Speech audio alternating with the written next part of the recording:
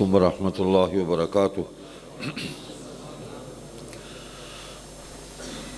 الحمد للہ وحدہ والصلاة والسلام علی سید الرسل وخاتم الانبیاء محمد وعلی آلہ واصحابہ وازواجہ وذریاتہ واتباعہ وبارک وسلم تسلیما کثیرا کثیرا۔ اعوذ باللہ من الشیطان الرجیم، بسم اللہ الرحمن الرحیم۔ اليوم اکملت لکم دینکم واتممت علیکم نعمتی ورضیت لکم الاسلام دینا۔ وقال تعالی ان الدین عند اللہ الاسلام۔ وقال تعالى ومن يبتغ غير الإسلام دينا فلن يقبل منه وهو في الآخرة من الخاسرين۔ قال النبي صلى الله عليه وسلم أنا آخر الأنبياء وأنتم آخر الأمم۔ صدق اللہ مولانا العظیم وصدق رسولہ النبی الصادق الوعد الامین۔ تمام حضرات ایک مرتبہ نماز والا درود پاک پڑھ لیں۔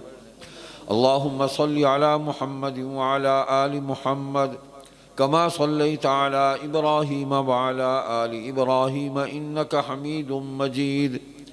اللہم بارک علی محمد وعلی آل محمد کما بارکت علی ابراہیم وعلی آل ابراہیم انک حمید مجید۔ قابل احترام بزرگوں، بھائیو، عزیزو، طلباء کرام، مختصر وقت ہے اور اللہ سے دعا کرتے ہیں، آپ بھی دعا کریں کہ اس مختصر وقت کو اللہ تعالیٰ کارآمد بنا دیں اور جس مقصد کے لیے ہم جمع ہوئے، دین کی باتیں کچھ سن لیں، کچھ سمجھ لیں۔ میں نے جو 3 آیات آپ کے سامنے تلاوت کی ہے مختلف مقامات سے، تو پہلی آیت میں اللہ تبارک و تعالی نے اپنے دین کے مکمل ہونے کا اعلان فرمایا۔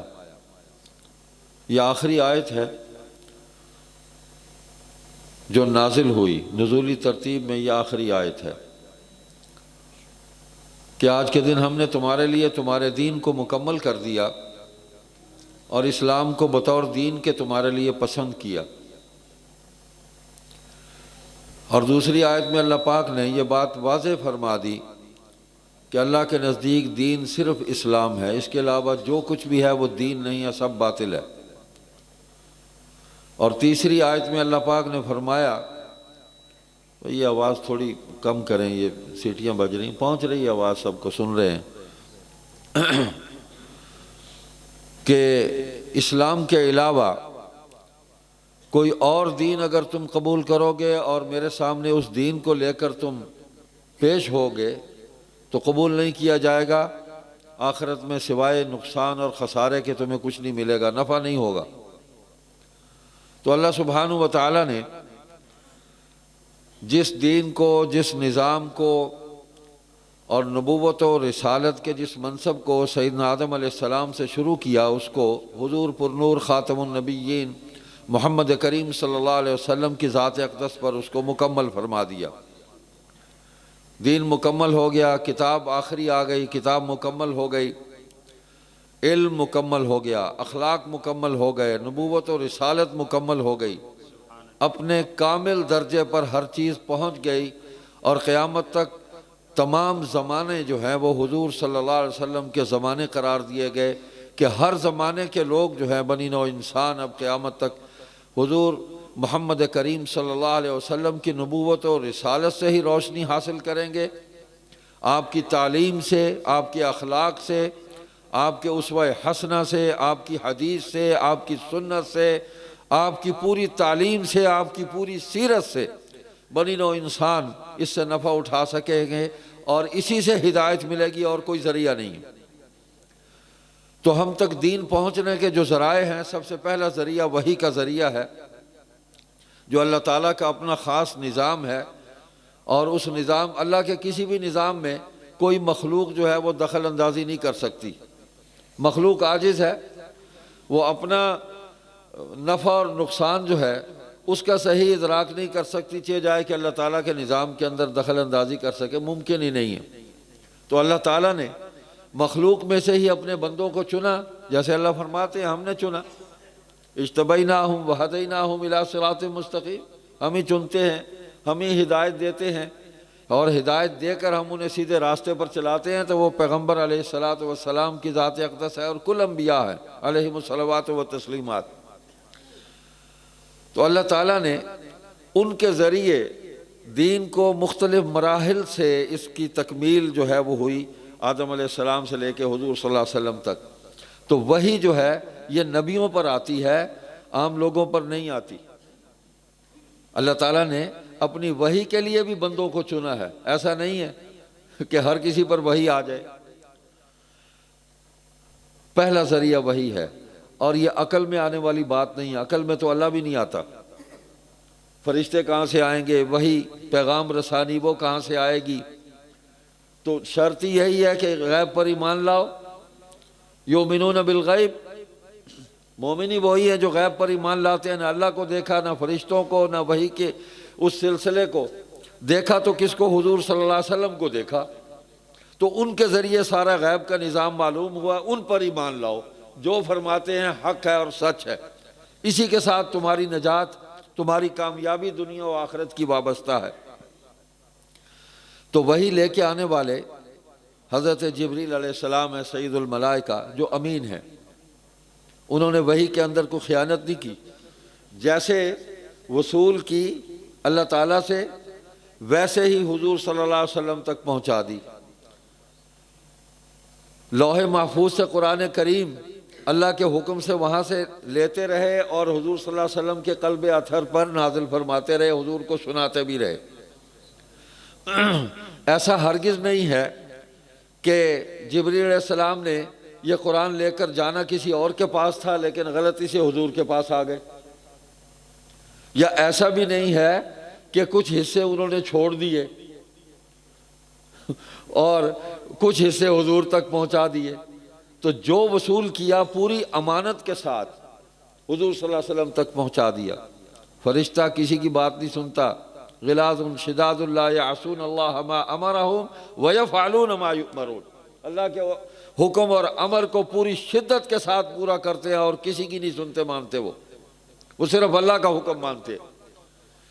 تو وہی بڑے محفوظ ذریعے سے حضور صلی اللہ علیہ وسلم تک پہنچی، اور جبریل امین ہے، حضور تک پہنچی، حضور بھی امین ہے، حضور صادق بھی ہیں، امین بھی ہے۔ تو جو حضور علیہ الصلوۃ والسلام پر نازل ہوا، حضور نے وہی امت تک پہنچایا، اور پورا پہنچایا، اس میں کمی نہیں کی۔ جب حکم آ گیا، اعوذ باللہ من الشیطان الرجیم، یا ایہا الرسول بلغ ما انزل الیک من ربک وَإِن لَّمْ تَفْعَلْ فَمَا بَلَّغْتَ رِسَالَتَهُ وَاللَّهُ يَعْصِمُكَ مِنَ النَّاسِ۔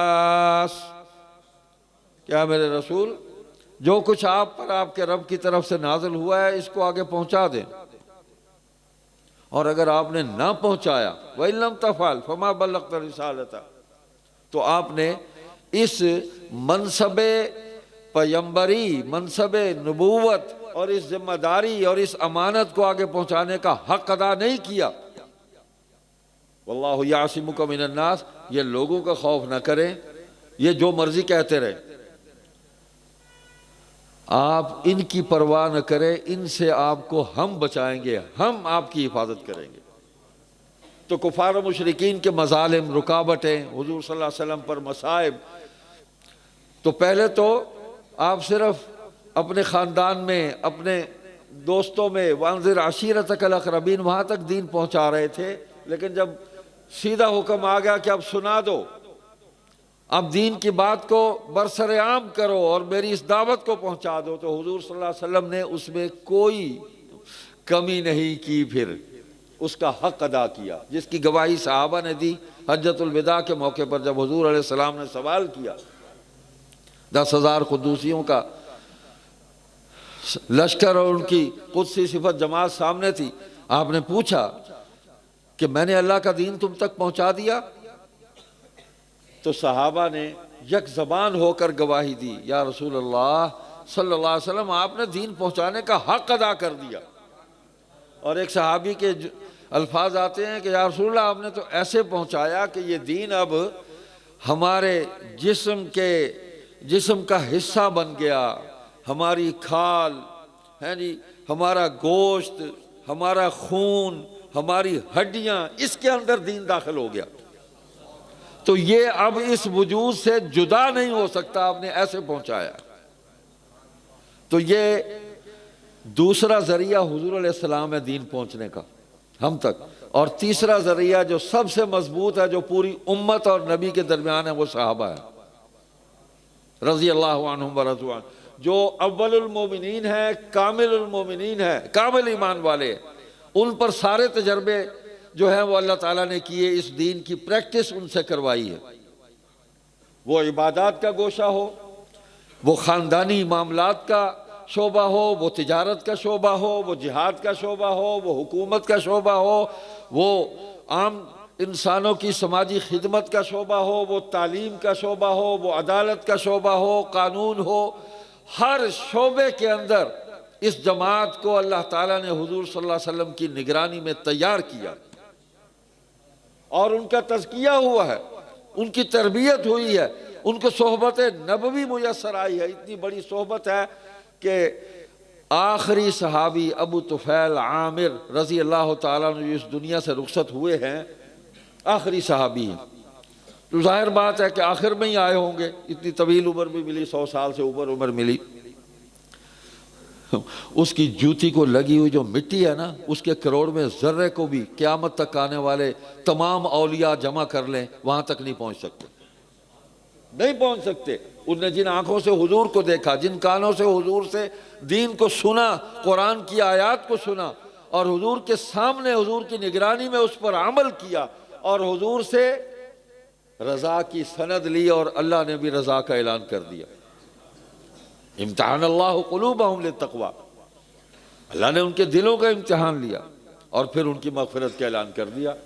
اور مغفرت سب کی ہوئی ہے، یہ نہیں ہے کہ اس میں سے کچھ نکال کے آپ باہر رکھ دیں، تاریخ کی گندی کتابیں پڑھ کے، گندی روایات پڑھ کے آپ صحابہ سے دل کے اندر بدظنی پیدا کر لیں۔ کسی ایک صحابی کے بارے میں بھی آپ کے دل کے اندر کوئی فرق آ گیا ہے، کوئی بغض پیدا ہو گیا ہے، تو اپنا علاج کریں، اپنے ایمان کو صحابہ کے ایمان پر اس تول کر دیکھیں کہ وہ کہاں ہے اور میں کہاں ہوں۔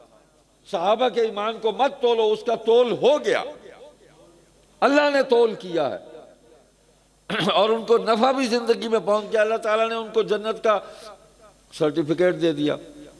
تو میں نے جو بات شروع میں آیات کریمہ کے حوالے سے جو عرض کی کہ دین مکمل ہو گیا، مکمل ہونے کا مطلب یہ ہے کہ اب قیامت تک یہی دین چلے گا، تو اس دین کے اندر کسی بھی قسم کی کمی کی گنجائش نہیں، اس میں اضافے کی گنجائش نہیں۔ حضور صلی اللہ علیہ وسلم کی شریعت مطہرہ، آپ کی سنن مطہرہ، آپ کی پوری سیرت طیبہ، کتاب اللہ اور سنت رسول اللہ صلی اللہ علیہ وسلم اور اجماع امت یعنی صحابہ کا عمل جو اس دین پر ہے، اب وہ کافی ہے قیامت تک تمام لوگوں کو۔ قُلْ يَا أَيُّهَا النَّاسُ إِنِّي رَسُولُ اللَّهِ إِلَيْكُمْ جَمِيعًا۔ اب دیکھتے ہیں ہم کہ دین کے اندر رکھنا ڈالنے کے لیے مختلف سازشیں ہوئی ہیں، اور روز اول سے ہوئی ہیں، سارے تجربات ہو گئے ہیں، جو باتیں آج ہو رہی ہیں، جس طرح فتنے آج اٹھ رہے ہیں، تب بھی اٹھے۔ حضور علیہ السلام کی حیات طیبہ کے آخری دنوں میں اسود انسی نے نبوت کا دعویٰ کیا، تو حضور علیہ السلام نے اس کے قتل کا حکم دیا، بحیثیت اللہ کے نبی کے، بحیثیت اللہ کے رسول کے، بحیثیت اسلامی حکومت کے سربراہ کے، یہ سارے مناصب آپ کے پاس تھے۔ تو حضرت فیروز دہلوی رضی اللہ تعالیٰ نے اس کو قتل کیا جا کے، حضور وفات پا گئے، اس دنیا سے رخصت ہو گئے، تو بعد میں وہ مدینہ واپس تشریف لائے اور اس مہم کو انہوں نے پورا کیا۔ مسیلمۃ الکذاب حضور کی زندگی میں ہی پیغام رسانی اس نے شروع کر دی تھی، نبوت کا دائرہ تقسیم کر لیں، شہروں میں آپ چلا لیں، دیہاتوں میں میں چلا لیتا ہوں، علاقے بانٹ لیتے ہیں اور مل جل کے کام کرتے ہیں۔ تو حضور علیہ السلام نے اس سے کوئی مفاہمت نہیں کی، انکار کیا۔ اسی طرح اس نے جب دیکھا کہ یہ بات نہیں چلتی تو پھر اس نے کہا کہ چلو ایسا کریں کہ اپنے بعد مجھے نامزد کر دیں کہ آپ کے بعد میں نائب نبی ہوں گا، میں نبی ہوں گا۔ وہ کلمہ بھی پڑھتا تھا، اذان بھی دیتا تھا، وہ ہر جگہ اپنا نام ساتھ شامل کرتا تھا۔ تو یہ سارے کفر کے تجربے جو ہے یہ بھی حضور علیہ السلام کے زمانے میں ہو گئے، اور صحابہ کو اللہ تعالیٰ نے پیدا اس لیے کیا تھا کہ دین کی تکمیل کا ان کو ذریعہ بنانا تھا۔ سارے کام جو ہے وہ ان کی موجودگی میں ہوئے اور صحابہ نے اللہ اور اللہ کے رسول کے حکم پر عمل کیا۔ دیکھیے زکوٰۃ کا انکار کرنے والے آ گئے، حضور علیہ السلام نے پردہ فرمایا، زکوٰۃ کا انکار یہ ارتداد ہے، دین سے پھر گئے۔ ختم نبوت کا انکار ہو گیا تو کون کھڑا ہوا؟ صحابہ کھڑے ہوئے، اور صحابہ میں جو صحابہ کے سردار تھے، شیخ الصحابہ تھے، امیر المومنین تھے، خلیفہ بلا فصل رسول تھے، سیدنا ابو بکر صدیق رضی اللہ تعالیٰ عنہ، وہ کھڑے ہوئے۔ صحابہ غم زدہ تھے کہ ان معاملات کو ہم تو حضور کی جدائی میں اتنے مغموم ہو گئے کہ ہم میں اٹھنے کی ہمت نہیں ہے۔ جو محبت ان کو تھی وہ امت میں ان کے بعد کسی کو نہیں ہو سکتی۔ وہ حضور سے محبت میں بھی کامل تھے، جنہوں نے اپنے ماں باپ کو چھوڑا حضور کے لیے، ہم نے تو نہیں چھوڑا۔ جنہوں نے اپنا سب کچھ، دنیا کا سارا مال اسباب، ہر چیز، اپنی عزت بھی حضور کی عزت پر قربان کیا، جان بھی قربان کیا۔ صحابہ کہتے تھے امیر المومنین ہم تو غم زدہ ہیں، ہم اس قدر پریشان ہیں۔ آپ فرمایا کہ یہی وقت ہے، یہی وقت ہے کھڑے ہونے کا، دین کو بچانے کا۔ آج اگر کھڑے نہ ہوئے تو ان فتنوں کو راستہ ملے گا۔ تو دو کام کیے حضرت ابو بکر صدیق رضی اللہ تعالیٰ نے۔ ایک تو یہ ہے کہ سب سے پہلے تشریف لائیں حضرت، اہلا وسہلا مرحبا۔ دو کام کیے، ایک تو ان مرتدین جو دین کے باغی تھے ان تک دین کی دعوت کو پہنچایا جائے۔ سب سے پہلا کام کہ وہ بھول گئے ہیں، بھٹک گئے ہیں، کوئی بھی سبب بنا ہے، ان کو تلقین کریں، تبلیغ کریں، ان کو سمجھائیں کہ یہ دین ہمیشہ کے لیے مکمل ہو گیا ہے۔ جو حکم حضور علیہ السلام کے دور میں نافذ ہوئے وہ قیامت تک نافذ رہیں گے ایمان والوں پر، اس میں کوئی کمی بیشی نہیں ہو سکتی۔ تو دعوت دی، مرتدین جو زکوٰۃ کا انکار کرنے والے تھے ان کو بھی سمجھایا، اور جو نبوت کا انکار کرنے والے تھے ان کو بھی سمجھایا۔ یہ ابو بکر صدیق رضی اللہ تعالیٰ عنہ کا ایسا کردار ہے کہ انہوں نے اس وقت امت کو متحد کیا، مجتمع کیا، اور اجماع جو ہے اس کو قائم کیا۔ فرمایا کہ جو لوگ تمہاری دعوت کو قبول کر لیں اور ان کو اپنے سینے سے لگا لو، واپس آ جائیں، اور جو انکار کر دیں مقابلے پہ ان سے مقابلہ کرو۔ تو دونوں کام ہوئے، کچھ لوگ واپس آ گئے، ان کو سینے سے لگایا صحابہ نے، جنہوں نے مقابلہ کیا ان کے ساتھ قتال کیا۔ اب میں عرض یہ کرنا چاہتا ہوں کہ کوئی کام ایسا نہیں ہے جو حضور صلی اللہ علیہ وسلم ادھورا چھوڑ کے گئے ہو۔ جب دین مکمل ہو گیا تو کام کیسے نامکمل چھوڑ کے گئے؟ حضرت ابو بکر صدیق رضی اللہ تعالیٰ عنہ کو مصلی پہ کھڑا کیا نا، 17 نمازیں آپ نے حیات طیبہ کے آخری دنوں میں پڑھائی ہیں۔ تفصیل ہے، چھوڑتا ہوں، وقت تھوڑا ہے۔ ایک دن حضرت عبداللہ بن عمر رضی اللہ تعالیٰ عنہما نے دیکھا کہ حضور تشریف نہیں لائے تو نماز میں تاخیر ہو رہی ہے، تو انہوں نے اپنے والد حضرت عمر رضی اللہ تعالیٰ عنہ کو آگے کر دیا اور اقامت کہنی شروع کر دی۔ حضور نے حجرہ اقدس کی کھڑکی کھولی، فرمایا پیچھے ہٹو، نماز ابو بکر پڑھائے گا۔ اور سیدنا علی رضی اللہ تعالیٰ عنہ سے روایت ہے، یہ الصواعق المحرقہ میں بھی ہے، تطہیر الجنان میں بھی ہے، حضرت علی خود فرماتے ہیں رضی اللہ تعالیٰ عنہ، سألت اللہ ان یقدمک ثلاثا فابى علی الا تقدیم ابا بکر، کہ مجھے خود حضور صلی اللہ علیہ وسلم نے فرمایا کہ میں نے 3 مرتبہ تمہاری خلافت کے لیے کہ سب سے پہلے تمہیں خلیفہ بناؤں، میں نے اللہ سے درخواست کی، تینوں دفعہ اللہ تعالیٰ نے انکار کیا اور ابو بکر کا نام دیا۔ روایت تو حضرت علی سے ہے نا، تو صحابہ میں حضور کے فیصلوں پر اختلاف کہیں بھی نہیں ہے، اجماع ہے، اجماع ہے۔ حضرت علی نے بیعت بھی کی۔ اب اسی طرح وہ فدق کا معاملہ ہے، اس کو دیکھ لیں، آج تک لگے ہوئے چند کھجورے ہیں، مال فیض تھا، حضور نے اپنے لیے رکھ لیا، اور حضور نے سارا اپنی ذات پر خرچ نہیں کیا، اپنی ضروریات پوری فرماتے، ازواج مطہرات میں تقسیم فرماتے، اولاد میں تقسیم فرماتے، اور مسلمانوں میں جو مستحق ہوتے تھے ان کے اندر صدقہ کرتے تھے، اس کو تقسیم فرماتے تھے۔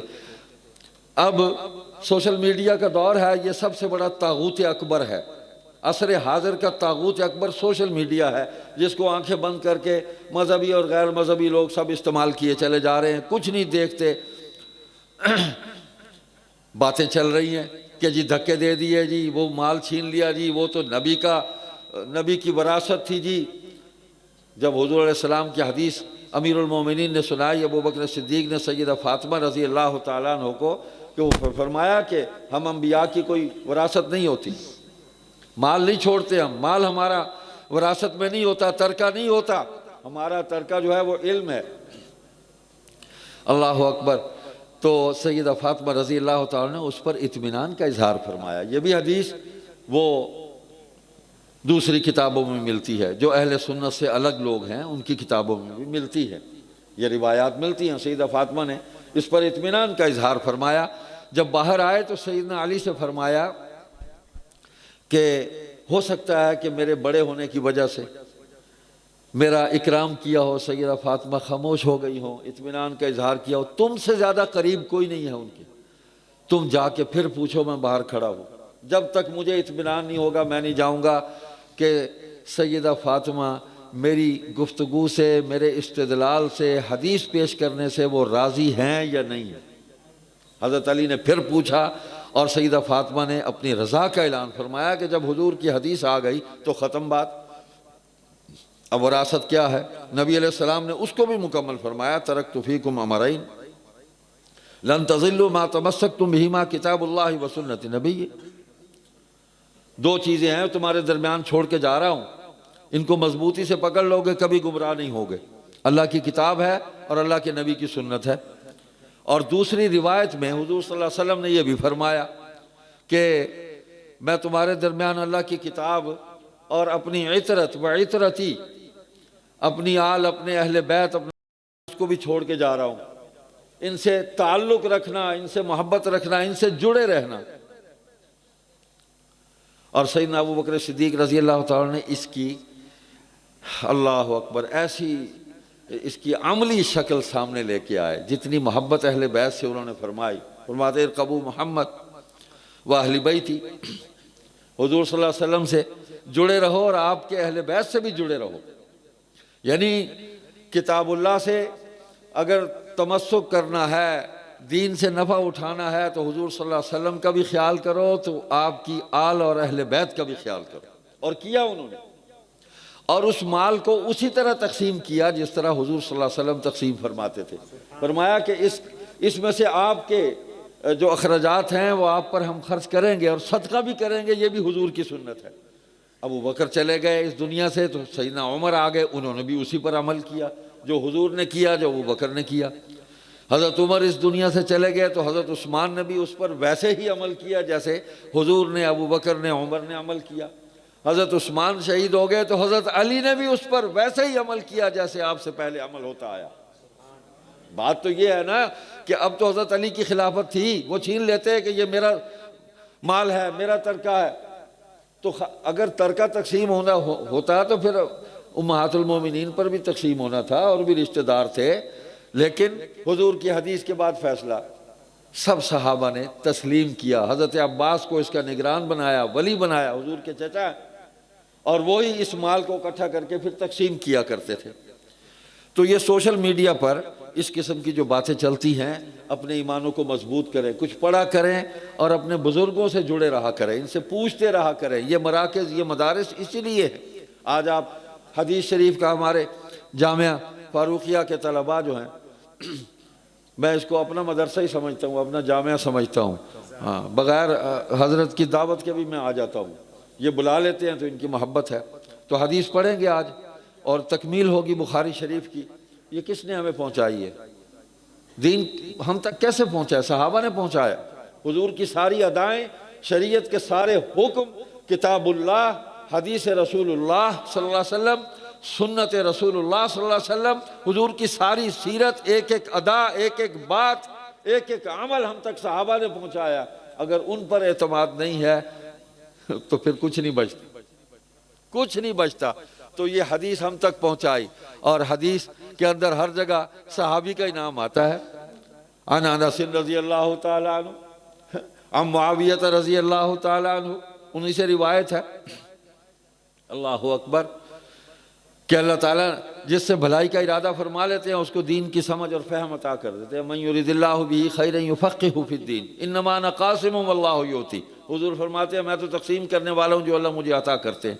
تو حضور نے صحابہ میں تقسیم کیا، صحابہ نے تابعین میں تقسیم کیا، اور یہ تسلسل ہے، آج تک ایک بات غلط نہیں ہوئی، ساری باتیں درست ہیں، اور اللہ کا دین جو ہے وہ امت کے اندر تقسیم ہو رہا ہے۔ حضور صلی اللہ علیہ وسلم کی احادیث جو ہیں وہ امت کے اندر تقسیم ہو رہی ہیں، پہنچ رہی ہیں، اس کا نور، اس کا فیض، اس کی روشنی مسلمانوں کے ایمانوں کو تقویت بھی پہنچا رہی ہے اور ہمارے قلوب کو منور بھی کر رہی ہے، اور راستہ کوئی نہیں ہے۔ تو آج جو سب سے بڑا فتنہ ہے وہ صحابہ سے عدم اعتماد پیدا کرنا ہے، اور جب صحابہ سے عدم اعتماد پیدا ہو جائے گا تو دین سے ہمارا رشتہ کٹ جائے گا۔ دیکھیں، چوتھا ذریعہ جو آخری ہے جو قیامت تک چلے گا وہ علماء امت ہے۔ نبی علیہ السلام کی حدیث موجود ہے، وقت نہیں اب، مفہوم ہے اس کا کہ ہر زمانے میں اللہ تعالیٰ ایسے لوگوں کو پیدا فرماتے رہیں گے کہ جو آج میں سنا رہا ہوں تمہیں یہی کچھ سنائیں گے، میرے الفاظ میں کمی بیشی نہیں کریں گے، اور جو میں عمل کر رہا ہوں اس دین پر یہی عمل کریں گے، اس میں بھی کمی بیشی نہیں کریں گے۔ تو وہ علماء ہیں جو حضور کے اقوال بھی، ارشادات بھی امت کو پہنچا رہے ہیں، حضور کے اعمال بھی امت تک پہنچا رہے ہیں، حضور کی تعلیم، تربیت، یہ سارا نظام جو ہے وہ آج بھی موجود ہے، اس میں کمی بیشی نظام کے اندر کوئی نقص ہو سکتا ہے وہ ہماری وجہ سے، لیکن اس کے نظم کے اندر، لیکن جو اصول ہے، جو کام ہے، جو اصل مقصد ہے وہ ویسے ہی ہے۔ دیکھیں نا، خانقاہیں بھی موجود ہیں، مدارس بھی موجود ہیں، سیاست میں بھی علماء موجود ہیں، مرتدین کے خلاف جد و جہد میں بھی موجود ہیں، ہر جگہ علماء جو ہیں وہ محنت کر رہے ہیں۔ حضور علیہ السلام ایک دن مسجد میں تشریف لائے تو صحابہ کے حلقے بنے ہوئے تھے، 2 حلقے تھے، ایک حلقے میں لوگ اللہ کا ذکر کر رہے تھے، اللہ اللہ لا الہ الا اللہ پڑھ رہے تھے۔ حضور نے ان کو دیکھا، حضور خوش ہوئے، حضور نے تبسم فرمایا، اور پھر دوسرا حلقہ تھا آگے، وہ دین کے مسائل پر گفتگو کر رہے تھے، مکالمہ فرما رہے تھے۔ تو حضور علیہ السلام ان کے اندر آ کے بیٹھ گئے اور فرمایا کہ وہ بھی ٹھیک ہیں، جو اللہ کا ذکر کر رہے ہیں وہ بھی ٹھیک ہیں، لیکن مجھے یہ زیادہ پسند ہے کہ یہ دین کے مسائل پر بات کر رہے ہیں، مکالمہ کر رہے ہیں، حلال و حرام جو ہے اس پر آپس کے اندر تفریق اور افہام جو انہوں نے بنایا ہے یہ مجھے زیادہ پسند ہے۔ تو ہم اللہ کا شکر ادا کرتے ہیں کہ ہمارے جو مشائخ ہیں نا، جو صوفیاء ہیں، جو ذکر اللہ کی طرف بھی مخلوق کو دعوت دے رہے ہیں، وہ علماء ہیں، وہ علماء ہیں، وہ دین پڑھے ہوئے ہیں، دین سنا سکتے ہیں، دین پڑھا سکتے ہیں، اور پڑھا رہے ہیں، سنا رہے ہیں۔ جاہل صوفیوں کا حال تو آپ نے دیکھا، جتنے ہیں جاہل صوفیوں کی وجہ سے پیدا ہوئے، اور ان جاہل صوفیوں کا پھیلایا ہوا تصوف ہے جس میں سے مرزا قادیانی نے راستہ نکالا نبوت کا، سارے اس نے الہامات، کشوف اور وہ صفوف سارے نکال نکول کے اسی میں سے جاہل صوفیوں کے، جن کا دین سے، علم دین سے، قرآن و سنت سے تعلق نہیں تھا، جن کی زندگی میں حضور کی سیرت کی جھلک نہیں تھی۔ تو میں آخری بات یہ کہتا ہوں، حضور پر نور خاتم النبیین محمد کریم صلی اللہ علیہ وسلم کا وجود مقدس دنیا کے اندر تمام حیات انسانی کے شعبوں میں ہدایت، رہنمائی اور روشنی کا ذریعہ ہے۔ اسی طرح جو دین سے ہٹے مرتد ہوئے، خصوصاً ہمارے اس خطے کے اندر مرزا قادیانی جو ہے، اس کا وجود دنیا کے تمام فتنوں کا مرکز ہے، تمام فتنوں کا مرکز ہے۔ حضور کا وجود بنی نوع انسان کے لیے ہدایت کا مرکز ہے، رشد و ہدایت کا مرکز ہے۔ ہر شعبے کے اندر ہمیں ایک حسن ملتا ہے، ہدایت ملتی ہے، روشنی ملتی ہے، راستہ ملتا ہے جنت تک واپس جانے کا۔ لیکن مرزا قادیانی دنیا کی تمام ضلالتوں، رذالتوں اور فتنوں کا مرکز ہے۔ حدیث کا انکار کا فتنہ مرزا قادیانی کے ساتھ جڑتا ہے، سنت کے انکار کا فتنہ مرزا قادیانی کے ساتھ جا جڑے گا، قرآن میں تحریف اور دجل و تلبیس کا فتنہ، من مانا، اپنی مانیہ کرنا، اپنا ترجمہ کرنا، اپنا راستہ بنانا، اس کا بھی مرزا قادیانی کے ساتھ جا کر تعلق، الحاد ہے اس کا بھی سارا سلسلہ مرزا قادیانی تک پہنچے گا۔ تو بات یہی ہے کہ ہمیں ادھر ہی جانا چاہیے جہاں ہمیں رحمت ملتی ہے، جہاں ہمیں ہدایت ملتی ہے۔ تو یہ مدارس، یہ یہاں تعلیم بھی ہے، علم بھی ہے، یہاں تزکیہ بھی ہے، یہاں تربیت بھی ہے، یہاں اخلاق بھی ہیں، اور علم اور اخلاق کا بہت ہی گہرا تعلق ہے۔ اگر ایک عالم کی زندگی سے اخلاق نکل جائیں تو علم جو ہے وہ نافع نہیں رہے گا، نافع نہیں رہے گا، اور اگر اخلاق ساتھ شامل ہیں تو علم جو ہے وہ نافع ہو جائے گا۔ حضور صلی اللہ علیہ وسلم نے اسی لیے دعا مانگی، اللہم انی اسألک علما نافعا، اور یہ بھی دعا آپ نے ارشاد فرمائی، اللہم انی اعوذ بک من علم لا ینفع۔ تو یہ جتنے اب طلباء ہمارے عزیز فارغ ہو رہے ہیں، یہ آئندہ ہماری یہی قیادت، اور اس معاشرے کے اندر دین کی محنت یہی کریں گے، یہی ہمارے نمائندے ہیں۔ جس طرح ہمارے بڑوں نے، ہمارے اسلاف نے ہمیں ایک ذمہ داری سونپی، اور ان کی دعاؤں کی برکت سے آج ان ذمہ داریوں سے ہم عہدہ برا ہو رہے ہیں۔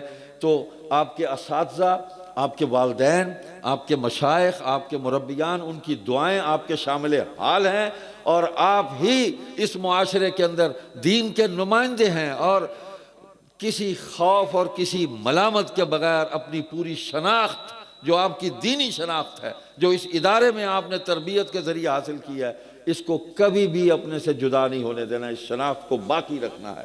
اللہ سبحانہ و تعالی مجھے اور آپ کو حضور صلی اللہ علیہ وسلم کی سچی اتباع نصیب فرمائے، اور دین والوں کے ساتھ جڑے رہنے کی توفیق عطا فرمائے۔ سبحانک اللہم و بحمدک، نشہد ان لا الہ الا انت، نستغفرک و نتوب الیک۔ والسلام علیکم ورحمۃ اللہ وبرکاتہ۔